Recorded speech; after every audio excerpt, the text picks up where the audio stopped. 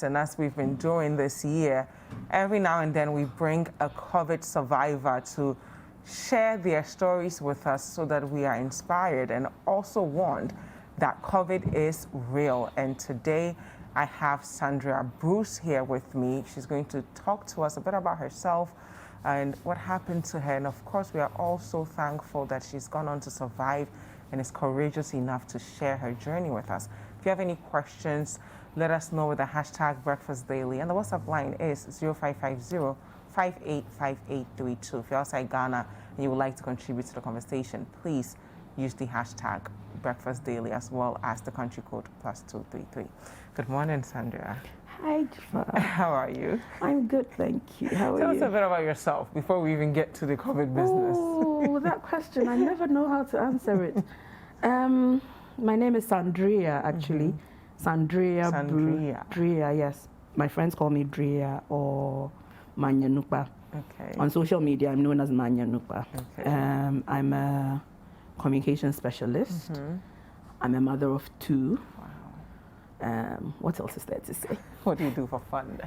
What do I do for fun? Music. Okay. I do a bit of social commentary. I have a YouTube channel on which I talk about unpopular opinions, Like whether monogamy is necessarily the way to go. Ah, I like that. Yes, I do a lot of unpopular opinions. Okay. People say I'm controversial.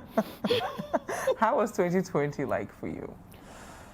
Ooh, 2020 was interesting. It was an up and down year. Yeah, but it's one of those years that, that's when COVID started. So there was quite a lot of anxiety. But it was okay. I mean, the kids and I bonded quite a bit because we're all stuck at home and all of that. It was the one year I was actually looking forward to Christmas. Really? Why? Yes, because usually my kids and I are out of the country every Christmas. Okay. But because of COVID, and that's where the irony lies. Because I'd said, because of COVID, this year we're not traveling. We're not going anywhere. Because we're not going to catch it seems else. as if Ghana is the safer place. I mean, all of the places where we would go, the numbers were ridiculous. Yeah. So we decided that, okay, this year, stay safe, stay home. So I was excited about Christmas because I thought, oh, this year I get to spend Christmas with actual friends and family, not just the kids. And then, what happened?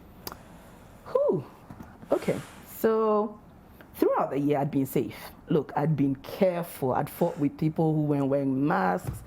I'd argued with people who I thought were being irresponsible. Then I went for an event on the 24th.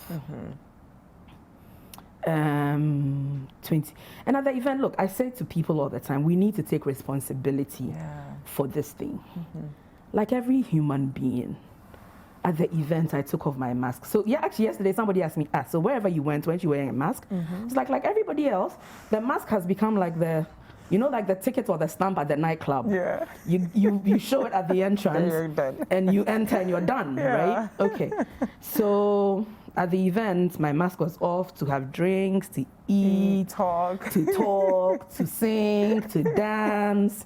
And we generally feel safe around our friends. Good. And this event was actually a tabled event. So I was actually sitting with people that I knew were negative. Yeah. Okay. So this was 24th. 25th, I was fine. I went for family lunch. Again, there was no mask. It was family and friends. 26th, everything seemed okay. I mean, we're doing fine. Come 29th, I get an itch. Like every few minutes, I feel the need to clear my throat, okay? Then I started to cough. By the evening of the 29th, and it wasn't like a full-blown cough. It just felt like, rather than clear my throat, now I needed to cough. Coughing. Okay. 30th, I went for a party at Trasacco. When we left the party, I went to Palace. I remember going to Palace. I went into the pharmacy at Palace. And the amusing part is, I said to the pharmacist, I have a little cough. I know it's not COVID. Those were my words. Why did you think it wasn't COVID? Nobody thinks they'll get COVID. You know, and I think that's the thing. That's actually one of the reasons why I'm actually out here talking about it, because I understand the people who we walk around with this sense of invincibility. Yeah. You know, it can happen to my friend, but it can't happen to me. It's a human thing. I mean, you see, digress a bit. Women who meet a boy, everybody knows he's a player, everybody knows he's a womanizer. He can't do that somehow to me. He'll never do that to me. Because I'm going to be the I'm one. the one. So it's the same mentality with illness, exactly. Everybody else can get it but me. It's not me, right? Okay. So I go into the pharmacy and I say, I have a little cough. I know it's not COVID, so give me a cough mixture for it. And then I go ahead to blast the pharmacist. I say to her, I mean, speaking of COVID, you guys are slacking because I've walked in here without a mask and none of you has sanitized me and nobody has asked me to wear a mask. And she says, oh, madam, I'm sorry. Aww. I take the cough mixture, I drink a bit, and as I'm leaving, I say to her, remember what I said, oh, stop slacking. Okay. So we leave. Because you thought you were not slacking at all. No, I wasn't slacking at all. No. Little did I know. Okay, so then we go into the next restaurant, we sit there, we eat, and each time I try to cough, the friends I'm with actually laugh to cover the cough because you know that, hey, you let them say we have corona. So if I'm coughing on, then they'll intentionally laugh really loud and say, you too. Yeah. You know? So this was the 30th.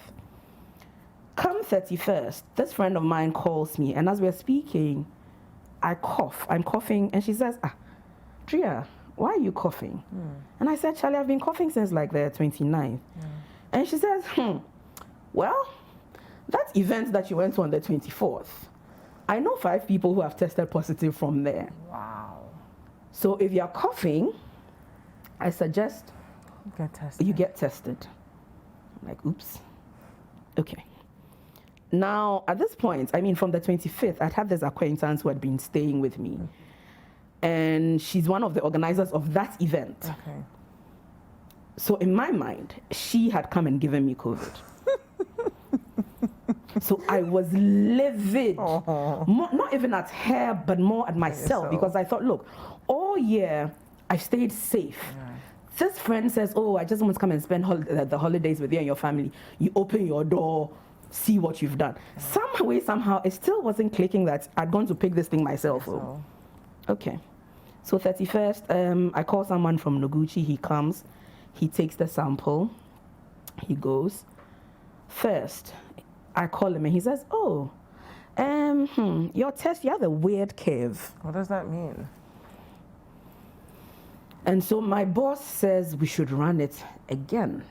I'm like, what you mean? Like, only me, I've done COVID. What is a weird curve? So much later, so I think when I called the first time, his boss was probably there. That's why. So much later, he called me on his own and he said, look, Aunt Sandra, if I was personally reporting your test, I would say it was a positive. Wow. But my boss says we should run it again. So unfortunately, we're going to have to run it again. How did you receive that news? In fact, I think I didn't believe him. Okay. Especially because the test had delayed, I'd been calling him, and so at the point I was like, is this guy shady? Is it really from Noguchi? You know, all of that. So second, actually, so when you told me that, I called this doctor friend of mine, and he says, okay, since you're not sure, you go and get this batch of medication. And I'm like, but a few weeks ago I had a throat infection. Those were the same things. And he says, well, this is what is being used to treat COVID. So get it again, just start. So I do. No, actually, I didn't then. Second, I decided that, okay, I'm going to take the kids to test. The kids and my driver. My driver has actually now become like my son, Sammy. So I decided. And was this friend still with you, the one that was staying? Oh, yes. Okay, yes. So the person got tested as well. Don't tell me they came back. They were negative. They were negative. Okay. So I decided I was going to go and have my kids and Sammy, who's become like my older son now, tested.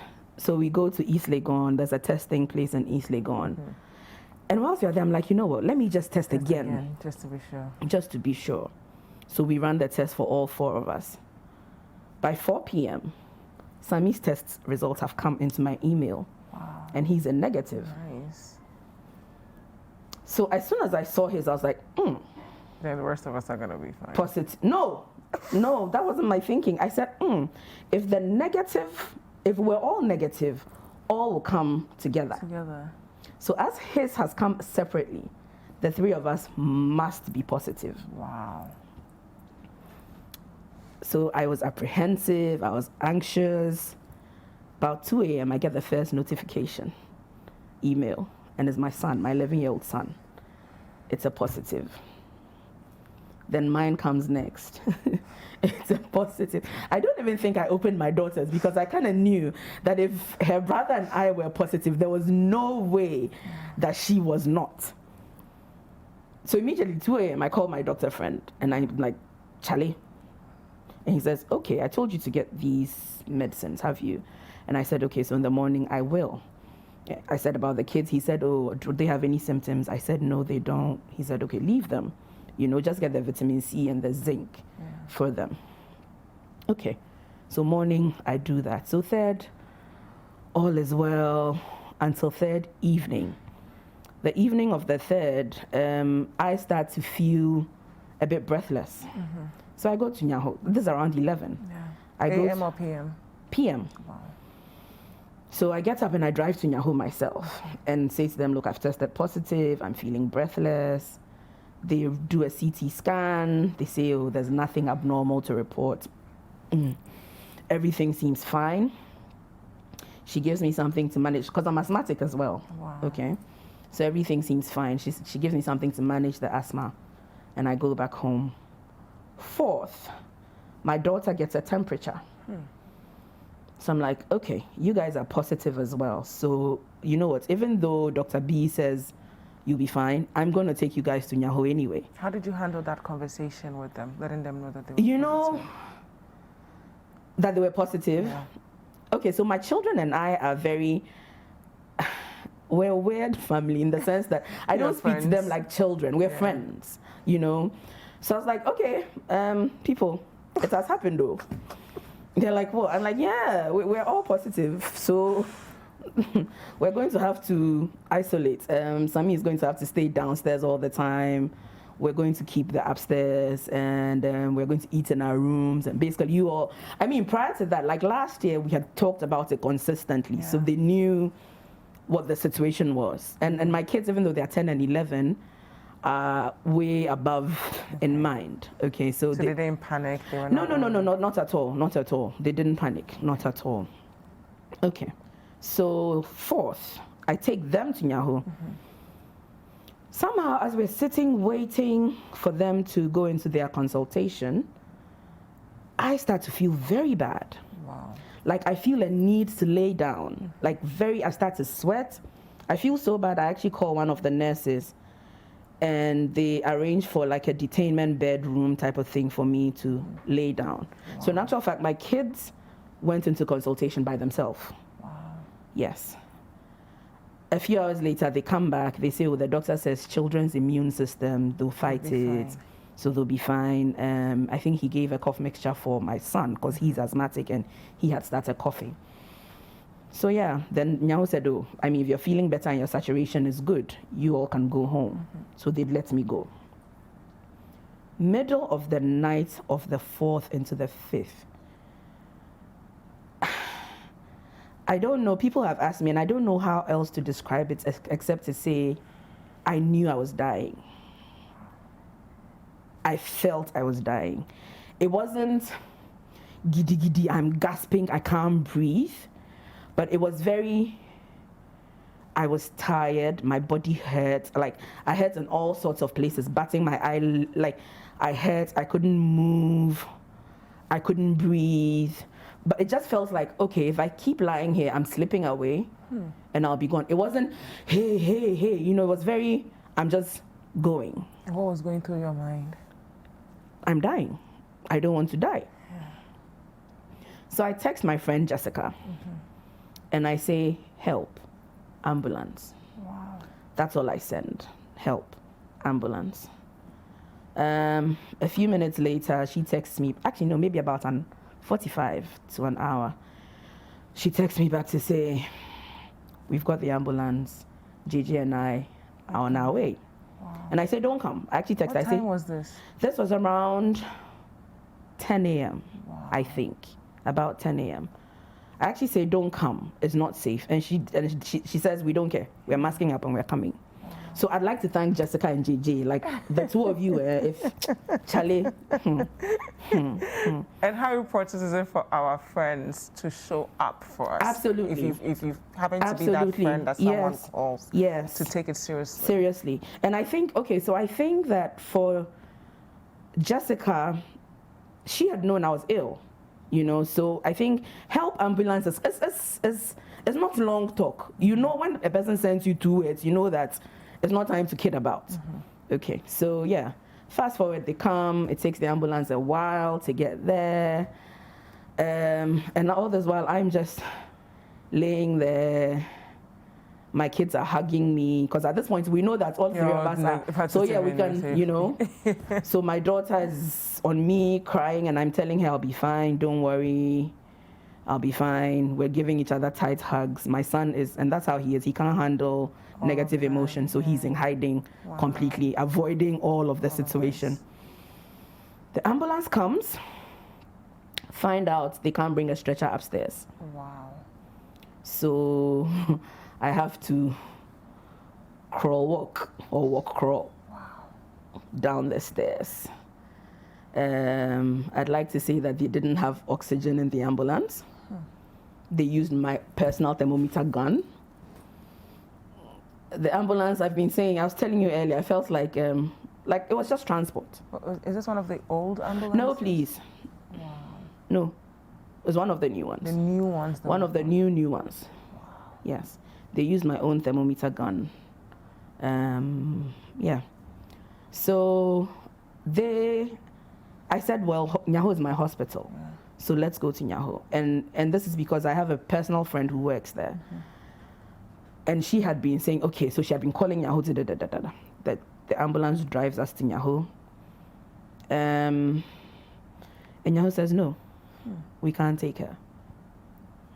So the guy comes, and I think at some point I'd passed out or whatever. So all I remember is him opening the door and me startling. He says, Madam, we have to take you to Ga East. Wow. I'm like, okay. In fact, as at that point, I didn't know where Ga East. I'd never heard of Ga East. So I'm like, okay. In fact, no, he said, Madam, Nyaho has turned you away. We have to take you to Ga East. So I'm like, okay, let's go. So then we get to Ga East. They process me at Ga East. There isn't a stretcher.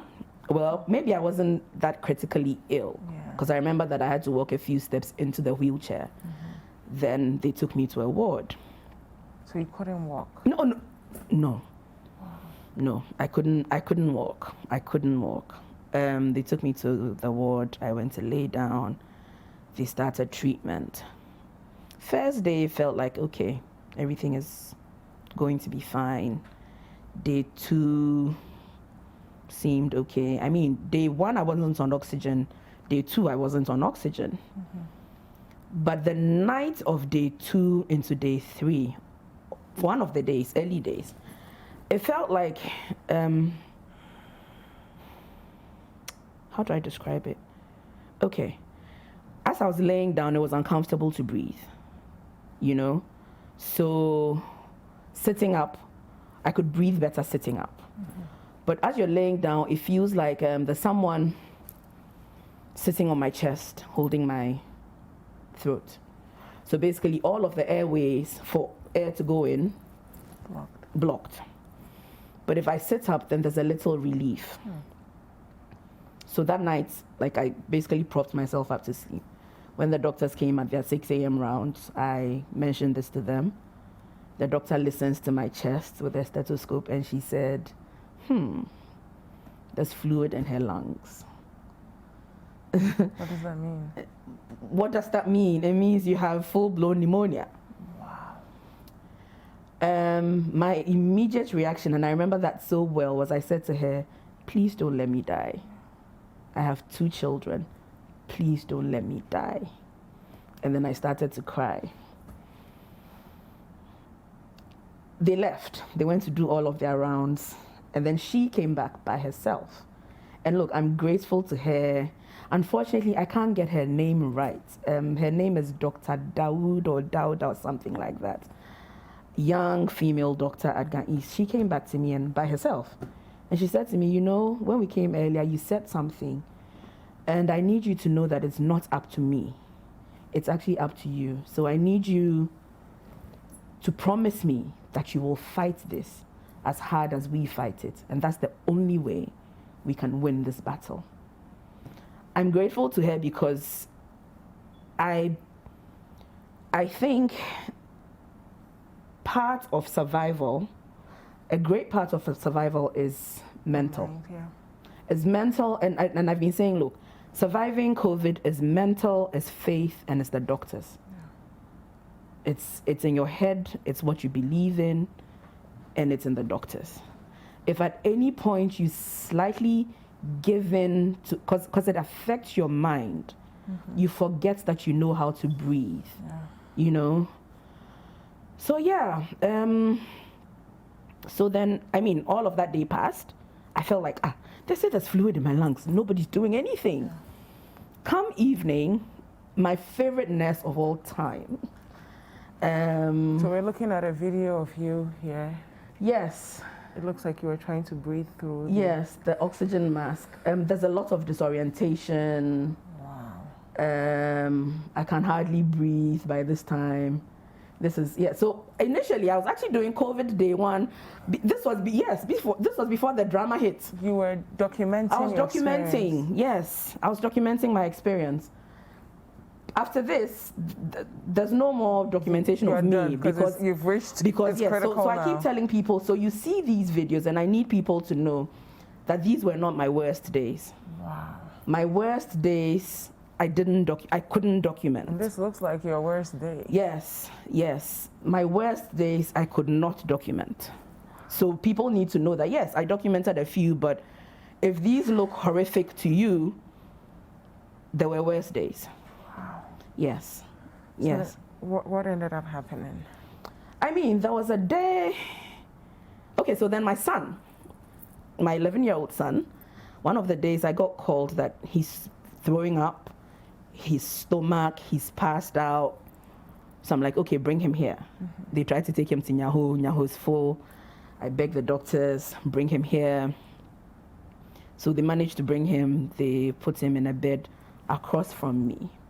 Now, any parent would know the anguish you'd feel when you are stuck to a bed and you're helpless and can't help your own child. But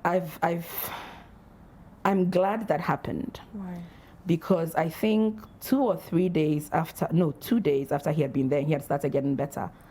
I got a massive asthma attack. That's when the asthma kicked in.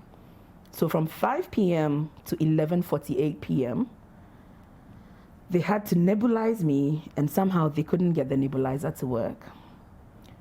So I'm lying there between 5 p.m. and 11:48, and I can't breathe. And I have my son holding my hand, crying. So at some point, I remember saying to him, I promise you, I will not die. God no go shame us.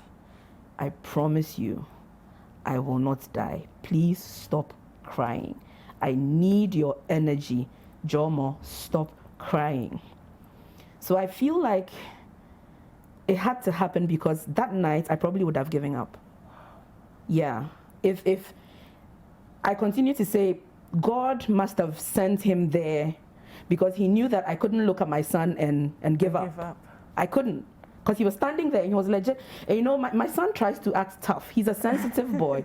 So he's crying, he's holding my hand and he's crying and he's looking away. But I can tell from his hand that he's shaking. Terrified. So I said to him, look at me. I promise you, I will not die. John, I need you to look at me. I promise you, I will not die. God no go shame us. I will not die. So at 11:48, they eventually managed to, and I'm shaking. Boy. Take your time. Okay. Sorry. Okay. So at 11:48, they managed to nebulize me, and I asked the nurse. I actually asked him. So what time is it? And he says it's 11:48. And I say, okay, put that. I need you to put that on record, because I started calling for nebulization from 5 p.m. The next day, one of the doctors decides that I've upset his nurses. I've spoken to them in a way that they've never been spoken to, and I've caused tension. So he comes and he gives me his peace of mind. Yes. You're a patient. Yes, as a patient. Fighting for your life. Yes, he comes and he tells me how I'm causing tension, and I'm speaking to the nurses, and by this time my anger, my adrenaline has kicked in, so I'm no longer calm, and so I'm like, okay, so it becomes like a back and forth, and then at a point I remember asking him, are you going to listen to what I have to say? And he says no, and I said, okay, so I don't get to say anything. He actually says no. Wow. So he goes on, he goes on, and then I say to him, look, yeah, in this PP and everything, but I need you to eyeball me, because I don't know who you are. I actually know his name, but I'm not going to give him the dignity of mentioning his name. I say, look me in the eye. My name is Sandria Bruce. You will remember me because I will not die here. Yeah. So you all can keep doing whatever it is you think you're doing, but I need you to remember my name, and I need you to remember my face, because I will not die here. And he says, I don't know why you're saying that, and I'm like, you have already said to me that I don't get to say anything, so all I have to say to you is what I have said. And then I turned away. Fast forward, I'm on oxygen all the time. When they remove the oxygen mask, the monitor starts to go, because my saturation, look, let's be honest, they discharged me on 94% oxygen saturation. People are admitted on 94% oxygen saturation. Why did they discharge you? I'd rather not say. Long story short, they felt I would be safer at home, considering the new strains and stuff that were coming in. They felt I'd come far. Okay. I'd come from saturation of within the 70s to 94. So yeah, I was able to, and that's, COVID messes with your mind. Like I said, you forget to breathe, you forget you know how to breathe. And something is messed with your mind when you start to celebrate little things like, oh wow, today I've been able to get out of bed and go to the bathroom by myself. Because you've gone from being in diapers, having a catheter in, you've gone from seeing blood in your pee, you've gone from coughing up blood, to now you're actually able to walk. And I'm talking about maybe walking from here to the washroom is probably at that wall.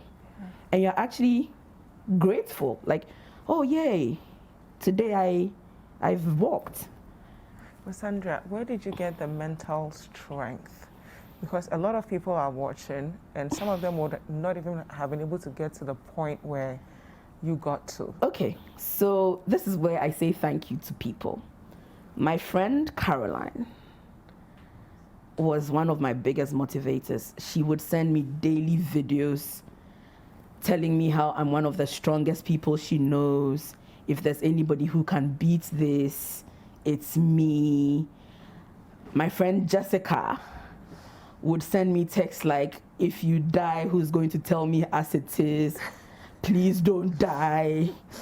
My friend B, look, she went from crying to begging to threatening, if you die, I'll follow you and I'll slap you in the death. My mother my family, my sister Sally, Dream Desserts, my mother. So my mother, even ever since I was a child, if you're sick, and we make a joke of it, like the sickness is afraid, it will run. Like when my mother jumps into the picture, the sickness will leave. Because my mother has always maintained that, look, I am not cursed, I will not bury my children. My children will bury me. So my mother was on the phone constantly, even on day, like most of the time I couldn't speak, but I would pick up when I saw it was her number. Sweetie, I'm called Sweetie at home. Sweetie, I don't care how you do it. You will get well. I don't care how you do it. I don't care what you do. Get well and get out of that place. Get well. You know I don't have anybody. So she went from threatening to emotionally blackmailing. You know, I'm a stranger in this country. This woman has lived here all her life. She's still a stranger in this country, and I don't have anybody, and da-da-da. So you will get well. Do not shame me. So the motivation came from, for me, it was like, okay, I have a lot to live up to. Like, too many people are looking up to me surviving this. Then there was, people have referred to this as my road to Damascus moment, you know, because anybody who knows me would tell you I'm not necessarily a religious person, right? But I felt like at some point, because you know, as you're lying there, you hear the stories of the people who are dying in the same hospital. You know, there was a lady who was at the first bed, and I've said how it's an open ward, and so when we have phone calls, you hear each other, you know, all of that. And so that day had been an okay day for her. In the evening, the only thing I can say changed was her cough. Her cough just became different from how it had been the whole day. They came and wheeled her away. Next day, she was dead. Wow. Exactly. You'd hear of other people dying. And some way, somehow, for me, it felt as if the only way I can describe it is there was this battle. And somehow, God stood and said, not this one, not this time. That's the only way. It felt as if, and so there's a line in the song, Mercy Said No, that says, life and death stood face to face. And it speaks to me because for me, that's what it was. Like, life and death stood face to face. And mercy said no. For me, mercy said no. Because I've continued to maintain that all the people who have passed, I am no better than them. I am not richer. I'm certainly not healthier than them. You know, so those things were my motivations. Those and that two amazing nurses I need to mention. Pearl Ofori and Joseph Kuma. My God. They are the personification of, when they say human being, those two are human beings. In fact, for the longest time, I thought Joseph was a doctor. Because that day when they came and said there's fluid in my lungs and nothing had happened the whole day, that evening, Joseph came, and I think whatever instructions had been written, look, he kicked into action. It was amazing. He said, okay, we're giving her this, we're giving her that, we're doing this, put a catheter in. I said, catheter is uncomfortable. He said, madam, there's no time for uncomfortable. You know, I want you stuck to the bed, put the oxygen at 15, do this, do that. I'm like, okay, who's this doctor? And he was consistent, like his energy was consistent throughout my stay there. And so Joseph, Kuma, and Pearl Ofori, and then Dr. Kome. Dr. Kome is, I think he's the medical director. Amazing people. Wow. Absolutely amazing people. I thank you guys. I owe my life to God, but I'm grateful that you let him use you to save me. Sandria, lastly, there are people watching, there are people who still don't think COVID is real, there are people who want to wait till... You mean the people who upset me? Yes. What do you want to tell them? Okay. So nobody has paid me to come and tell this story. There are lots of people who actually catch COVID and are afraid of stigmatization, and so they don't say it, okay? I wouldn't come and sit here. There's no conspiracy theory. You saw videos, you saw pictures of my bloody, coughed up sputum. You've seen me struggling on the end, and I've been saying that, look, initially it used to be numbers on TV, but I'm not a number. I'm a name and I'm a face. So it is real. That's one. Look, like I said earlier, if we stick to the protocols, we will be fine. If I hadn't slacked at that event, I'm sure I would probably be, I wouldn't have gone through all of this. So stick to the protocols. Wear your mask. I want people to get to the point where if you get into your car to move, you actually think, do I need to go where I'm going? Can I do it virtually? Can I do it via phone? Can I do it any other way? If you do, please stay at home, because you see, when you move, the virus moves. So stay at home if you can. If you can't, please wear your mask. Please consistently sanitize, wash your hands, stick to the protocols, because I don't wish this on my worst enemy. I say favor and grace, okay? And like I've said, the people who have died, I'm no better than them. We don't know how yours will be. My daughter was asymptomatic. My daughter didn't drink, she didn't take a single antibiotic, didn't drink a spoonful of cough mixture. All she did was vitamin C and zinc. And I would say her body, we have a standing joke in the house that Dromo's immune system plays. Yeah. In fact, my son says Dromo's immune system plays baseball with Zeus. She has the immune system of a god. Yeah. All she did was sleep. That was it's like her body went into hibernation like a bear. Yeah. She just slept. Then there was my son Jomo, who ended up in hospital for 3 to 4 days. How is he doing?